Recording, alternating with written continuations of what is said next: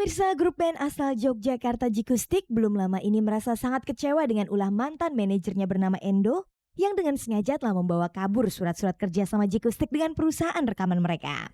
Menurut Pongki, vokalis Jikustik, surat-surat kerja sama grup band yang dibawa kabur mantan manajernya itu merupakan surat kontrak kerja Jikustik dengan label company-nya.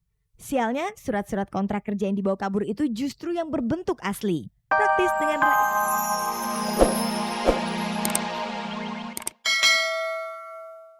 Lucy. Dalam catatan perjalanan sinematografinya, ternyata Andre sudah bermain dalam 7 judul sinetron. Begitu pula dengan Duta yang biasanya tampil malu-malu di atas panggung bersama rekan-rekannya di Sheila on Seven. Di luar dugaan, ternyata Duta sanggup mengaktualisasikan dirinya sebagai pemain sinetron yang profesional. Begitu juga dengan Lucky yang memulai karirnya di grup band Elemen.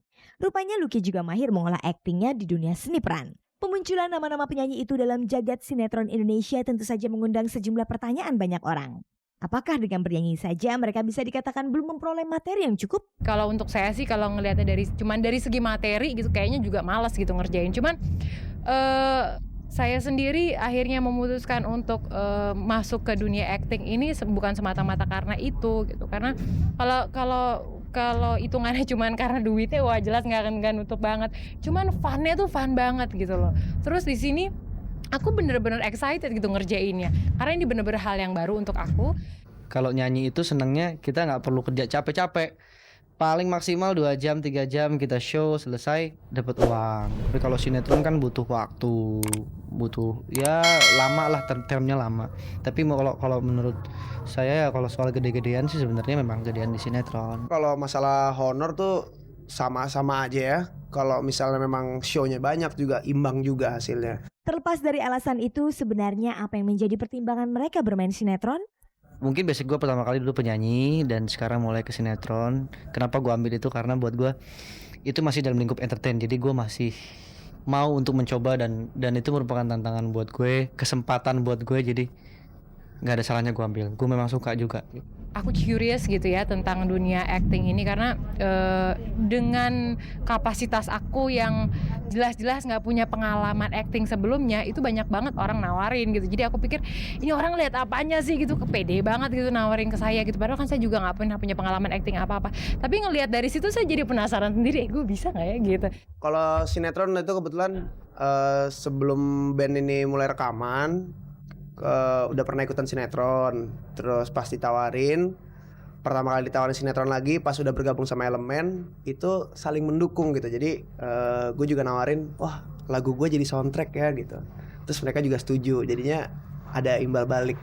Seperti diketahui mereka adalah penyanyi yang sudah populer di masyarakat. Lantas apakah dengan kepopulerannya itu mereka justru menjadikannya sebagai aji mumpung? Saya lebih melihatnya kepada kesempatan. Karena gini, saya harus tahu kemampuan saya gitu loh. Saya harus tahu benar saya ini punya kemampuan di bidang apa saja sih gitu. Jadi jangan sampai pada akhirnya saya nggak tahu sesuatu tentang diri saya gini. Artinya gini, taruhlah seandainya saya punya talent lain di luar nyanyi gitu. Tapi sampai kapanpun saya nggak akan pernah tahu karena saya nggak pernah coba. Gue memang akui itu aji mumpung. Dan gue rasa ya sudah seharusnya kita memanfaatkan kesempatan itu. Siapapun orang kalau ada kesempatan di saat dia lagi di atas, kenapa nggak diambil? Karena kesempatan tidak datang 2 kali loh gitu loh.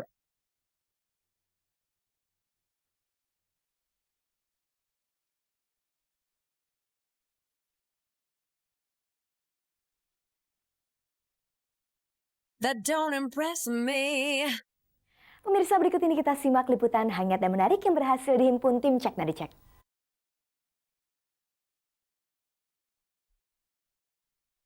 I don't want another heartbreak. I don't need another turn to cry. No. Pemirsa, Minggu 11 Agustus lalu pasangan Yuni Syara dan Henry Siahaan menggelar acara syukuran untuk mencatatkan pernikahan mereka yang telah memperoleh legitimasi hukum pernikahan di Perth, Australia pada tanggal 17 Agustus lalu. Acara yang dihadiri keluarga, famili, sejumlah pejabat penting dan teman-teman dekat Yuni dan Henry di kediaman orang tua Yuni di Bekasi, Jawa Barat ini sekaligus untuk mencatatkan legalitas pernikahan mereka pada lembaga perkawinan yang berlaku di Indonesia. Layaknya sebuah acara pernikahan, usai legalitas pernikahannya dicatat oleh pejabat kantor catatan sipil, Yuni dan Henry langsung melakukan sungkem kepada orang tua masing-masing dengan derai air mata bahagia. Uniknya keseluruhan acara itu digelar di sebuah taman di depan rumah orang tua Yuni. Saya pengen syukuran itu kan artinya kita sudah mendapatkan ini semua, syukuran, pengen sama-sama juga memberitahu bahwa kita ini sudah dapat legalitas. Terus mama pengennya di rumahnya beliau gitu.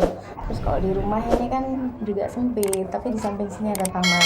Jadi gimana memanfaatkan tempat ini supaya bisa dijadikan tempat untuk berbicara, bertemu, makan, minum gitu.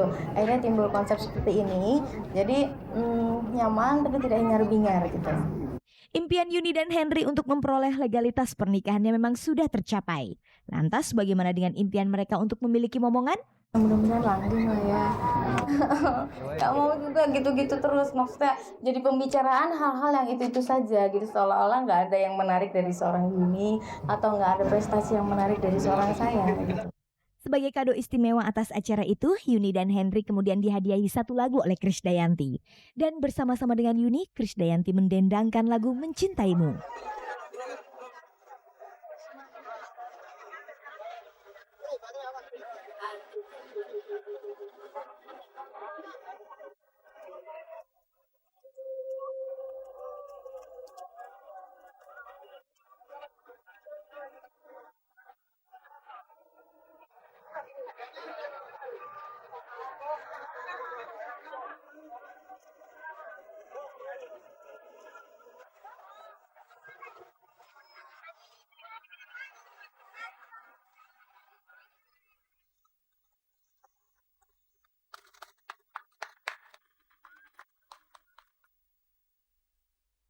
Pemirsa, saat manajer mereka keluar, grup band Jikustik menjadi kerepotan.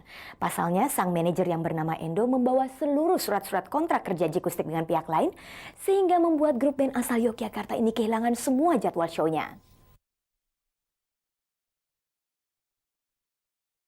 Pemirsa, grup band asal Yogyakarta Jikustik belum lama ini merasa sangat kecewa dengan ulah mantan manajernya bernama Endo, yang dengan sengaja telah membawa kabur surat-surat kerja sama Jikustik dengan perusahaan rekaman mereka.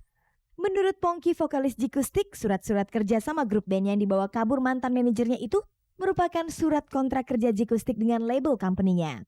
Sialnya, surat-surat kontrak kerja yang dibawa kabur itu justru yang berbentuk asli. Praktis dengan raibnya surat kontrak kerja itu, jadwal manggung para personel Jikustik ini menjadi terganggu. Sempat kejadian bahwa beberapa calon klien kita itu menghubunginya ke Endo gitu untuk mengontrak kita. Sedangkan Endo sudah tidak lagi menjadi manajer saat itu. Nah, akhirnya job itu nggak masuk ke kita, gitu, nggak masuk ke kita dan kita taunya setelah berapa bulan kemudian mereka komplain kok harganya segini, terus kok kita nggak ada tanggapan gitu loh. Kita nggak pernah merasa dihubungi gitu. Oh kemarin saya sama orang ini, oh itu udah enggak gitu. Maksudnya sekarang yang baru gitu. Ini namanya, oh mereka baru tahu. Nah makanya beberapa waktu yang lalu saya sempat bikin pernyataan di media massa bahwa Endo sudah tidak lagi menjadi manajer, bukan dengan alasan apa-apa, cuman untuk supaya klien kita lebih mudah menghubungi. Sebenarnya sudah sejak kapan para personel Jikustik mengetahui kalau surat kontraknya itu masih ada di tangan mantan manajernya? Kita lupa ngecek ya beberapa surat penting gitu. Dan ternyata justru surat yang paling penting itu yang masih dibawa dia gitu. Dan dia sendiri mengakui kalau bawa gitu, bohong kalau dia bilang enggak gitu ya. Misalnya nanti dia bilang, karena dia mengakui di depan anak-anak bahwa dia masih bawa itu dan belum dikembalikan. Kita taunya baru 3 bulan yang lalu lah gitu. Dan kita menunggu selama itu untuk dia kembalikan gitu. Apakah mereka tahu alasan surat kontrak kerja itu belum dikembalikan? Saya nggak tahu, itu kita belum selesaikan, belum pikirkan seperti apa. Dan mudah-mudahan segera dikembalikan. Begitu dikembalikan ya sudah, kita nggak nganggap masalah gitu. Lantas usaha apa saja yang mereka lakukan agar surat-surat kontrak kerjanya itu dikembalikan? Apakah mereka sudah menghubungi mantan manajernya itu? Kita berusaha mencari gitu, tapi mungkin ya kesibukan dia apa gimana, nomor HP-nya ganti apa nggak tahu, susah dihubungin juga. Dan kayaknya begini, kalau menurut saya sih etikanya akan lebih mudah kalau dia yang menghubungi kita. Kira-kira kerugian semacam apa yang dirasakan oleh anak-anak Jikustik ini? Masalah job aja sih, yaitu beberapa job yang ke dia tanpa ke kita gitu, tanpa dioper lagi ke kita. Nah itu menurut saya mengganggu gitu loh. Dan ini maksudnya adalah bukan untuk menjatuhkan dia, enggak, dia adalah dulu manajer yang bagus, cuman gara-gara dia beda kota jadi nggak bisa sama kita gitu. Sehubungan dengan persoalan ini, Cek dan Decek mencoba menghubungi Endo untuk dimintai klarifikasinya. Namun pria yang menjadi manajer Jikustik sejak tahun 1998 sampai 2001 ini tidak bersedia memberikan klarifikasinya.